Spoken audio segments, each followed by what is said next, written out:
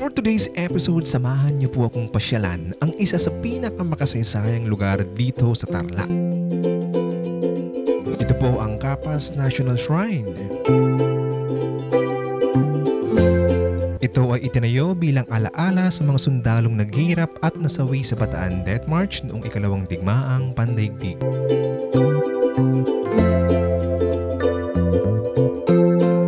Dito rin po natin makikita ang 70-meter obelisk na simbolo ng kapayapaan at pag-asa.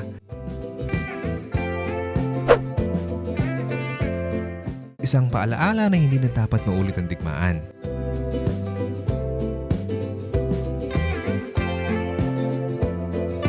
Dito meron din pong isang pader na may libu-libong pangalan ng mga sundalo at sibilyan na namatay sa Death March.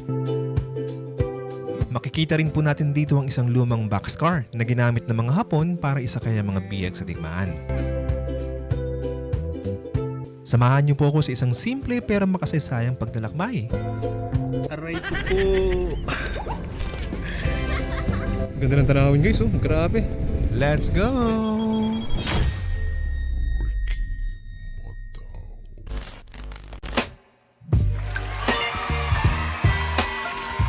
Hey guys, good morning sa inyong lahat. What is going on, people? This is your boy. Your boy. Time check mga kaibigan. It is 2:30 in the afternoon. Actually, pauwi na tayo. Galing tayo ng Baag View Deck and Monasterio de Tarlac. Gusto ko lang itong daanan kasi malapit eh. Gusto ko lang daanan kasi malapit sa daan natin pauwi. Parang 18 minutes along the highway lang siya. Daanan natin ng mabilis, no? Kasi sayang eh. Malapit din naman. Para kahit paano masulit natin yung biyahe natin today, no? Grabe yun. Oh. Napakaganda. Solid ng panahon ngayon guys, no? Ayun nga, like what I'm saying kanina bago tayo umuwi, daanan natin saglit. Gusto ko siyang makita ng personal kasi napakagandang landmark po na ito. Oh, may checkpoint. I-checkpoint nyo ako. I-checkpoint niyo po ako. Gusto magpa-checkpoint, you know? Ay, papagas pala tayo guys. Almost empty na tayo. Tama-tama may petrol. Munti ko makalimutan. Parang 0 km na lang ako. Potek na yan. Titirik pa tayo. Yan guys, oh. Empty na. Ewan ko kung kita nyo eh. Pero basta empty na siya. Papalit ako ng XAS muna ngayon guys. Premium kaya. Full tank. Yung shrine dyan sa may Capas. Alam mo yun, yung malaking tore. Meron actually. Nakita ka sa vlog, no? Wait lang. Huwag mag-expect masyado ha. Di pa ako masyadong sikat na vlogger. Bago lang din. Anong pangalan mo? Baka may gusto kong batiin. Sabihin mo na. Yun. Shoutout po. Bosso. Sige. Thank you ha. Thank you. Kung hindi ko napansin guys na wala na tayong gasolina, Diyos ko, titirik talaga tayo sa gitna ng expressway. Thank you Lord, pinaalala mo sa akin. Yan, entering na tayo ng TPLX.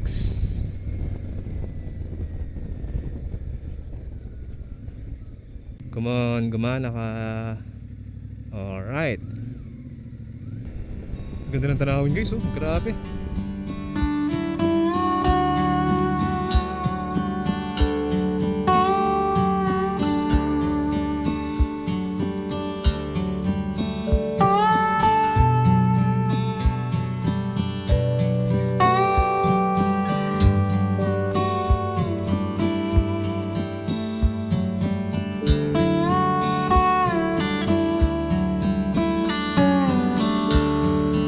Guys, malapit na tayo. 3 minutes nandun na tayo sa ating pupuntahan na famous landmark.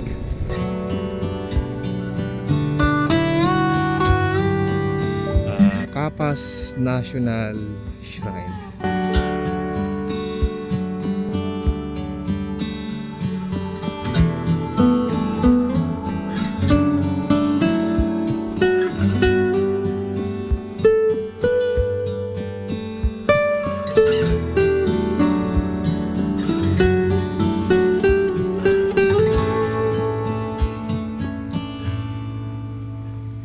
Hello po. Magkano po entrance?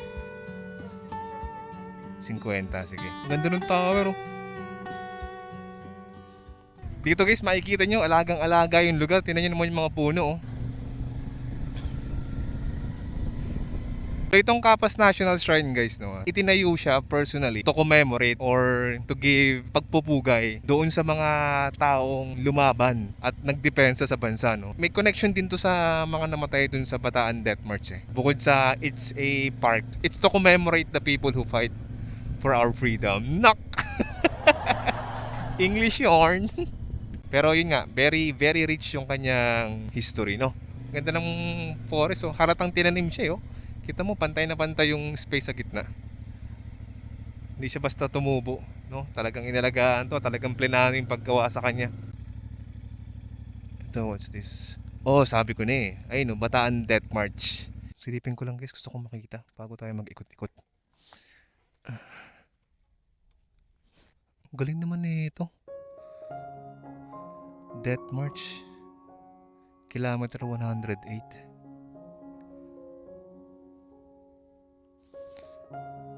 Grabe, nakakakilabot, no? Ito yun sinakyan ng mga parang pinaglakad sa Death March. Grabe. Siksikan sila sa loob na ito eh. Oh, ito talaga, this is the actual train or parang carriage. Ito yung sinakyan ng mga nahuling sundalo, Amerikano, Pilipino, at mga Kastila, no? Tapos sinakay sila dyan, parang sa pagkakaalam ko 80 to 90 people. Pinagkasya, mga nakatayo. Isipin nyo, nasa loob kayo nito. Tapos 80 to 100 kayo. After the Death March which claimed many lives of Filipino-American prisoners of wars, having walked 105 kilometers from Maribeles, Bagak, Bataan. Ang tawag pala dito guys is boxcars. So dito pinasakay yung mga prisoners, no? Grabe.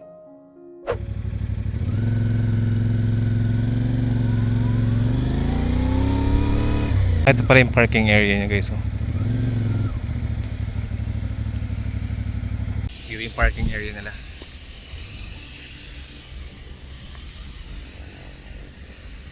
Init. Wala tayong dalang sombrero.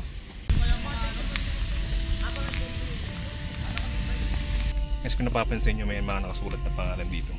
I think these are all the people na kasama ron sa Bataan Death March. Oh, sa wakas. Init guys, grabe. Daming namatay, no? Sipin nyo lahat to pangalan guys.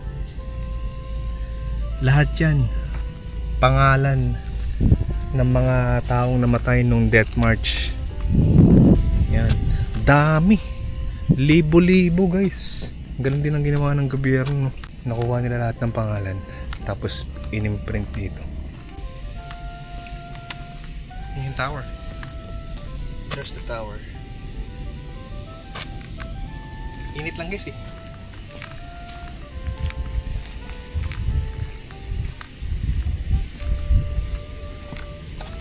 So ito pala guys, so may bilang yung kung ilan yung mga nag-death march. 60,600 Filipinos and 9,900 Americans, no?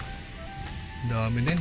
Official troop count on Bataan, 74,800 Filipinos and then 11,796 American soldiers. So lahat ng pangalan na yan, lahat ng sumama ng death march, yun yung bilang nila guys. Dami. Hanggang dun, no? Yun guys, oh, pwedeng umakit sa taas. Pinagdaanan siya. Pero syempre, hindi na tayo aakit dyan. Hindi naman tayo sinabihan kung pwedeng umakit eh. Ang taas guys, oh, grabe. Kita nyo? Taas, no?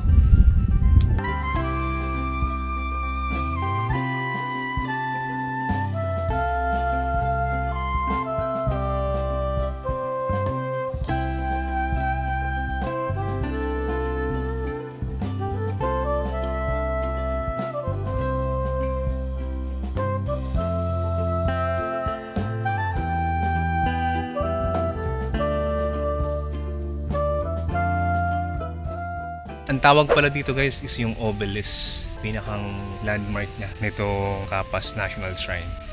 Obelisk is the focal center of the entire shrine. Nire-represent daw nito yung peace. And yung pinakang needle shape niya guys, no? Yung pinakang needle shape niya. Kasi kung titingnan mo, patulis siya eh. no? Patuloy siya. So merong tatlong part siya. Tatlong sections nga, no? Sinisimbolo daw nito yung mga Pilipino at Amerikano at Japanese people in this modern age, no? Of global peace who have learned the lessons from the wars of the past, no? So yun yung pinakasimbolo niya.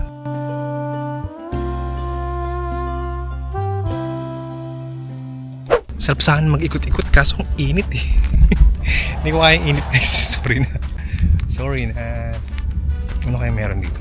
Check natin guys. Pwede kayo mag-camping dito. Sarap siguro mag-camping dito. Ito yung CR nila guys. Oh. Malaki din. Bukas kaya ang tanong. Feeling ko sarado to. Sarado nga. Siguro dahil weekdays. Kaya sarado siya. Check pa natin kung anong meron dito. Daming mga pwesto rito na pwede mong pagpahinga eh. Wala na. Wala na makikita rito guys. Balik tayo. Maganda siyang tambayan, no? Walang masyadong ibang pwedeng makita. Pero napaka tahimik yung lugar. Siguro dahil weekdays, no? Na hindi crowded. Pero in my perspective, like right now, na binisita natin siya. Napaka calming and relaxing. Ako nga lang maingay dito. Kaya ako lang yung sumisira ng katahimikan ng lugar eh. Walang hangin guys, oh. Tama yung napanood ko sa balita na humina yung amihan. This week mahina siya. Muling lalakas. Ito yung parking area nila guys. Simula doon hanggang dito. Pero dito tayo nagpark kasi semento. Merong tindahan pala dito guys by the way. No, may mabibili kayong mga inumin, chichirya at saka mga tinapay doon banda sa likod ko. Bumili na ako ng tubig, hindi ko na na-videoan. 25 pesos na mineral water. And then meron pa tayong tinapay eh. Yung pala yung dapat dala natin next time, no? Upuan. Para may maganda tayong pesto. No? In times like this, na kailangan nating maupo. Wala tayong upuan. Dadala tayo next time. Ito may binila akong tinapay sa expressway. Kainin natin. Ay, napisa na. Ito yung tira ko pa nung naman tayo ng expressway. Hotdog.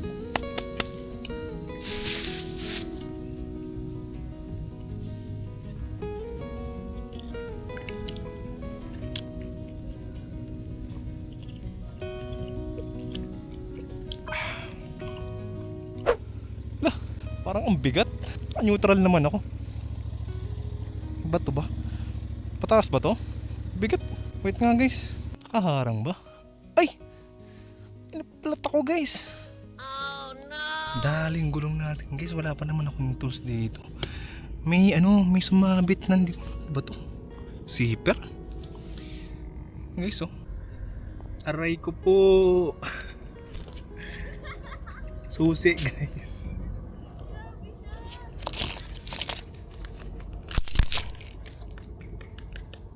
Wala pa naman akong dalang tools. Susi yung dumali sa gulong natin. Bakit talaga?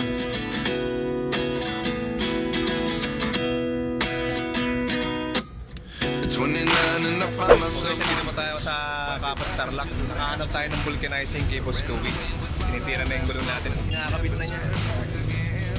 Isa lang naman yung butas niya. Ayan si Boss Louie. Boss Louie, kaway ka muna.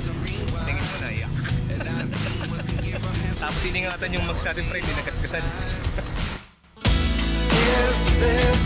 Alright, so I guess this is where I'm gonna have to end the video. Maraming salamat pong muli sa vulcanizing shop ni Boss Louie na tumulong para maayos yung ating gulong. Shout out po sa inyo. And also, thank you so much sa mga mabot sa part ng video na ito. Maraming salamat po sa suporta. See you guys in the next episode. Once again, this is your boy, Ricky Boy po ng Ricky Moto PH. Have a great day, people. Ciao!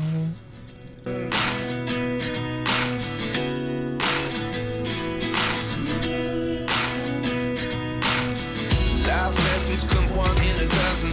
The other 11 get something from nothing. I sit here looking for an answer.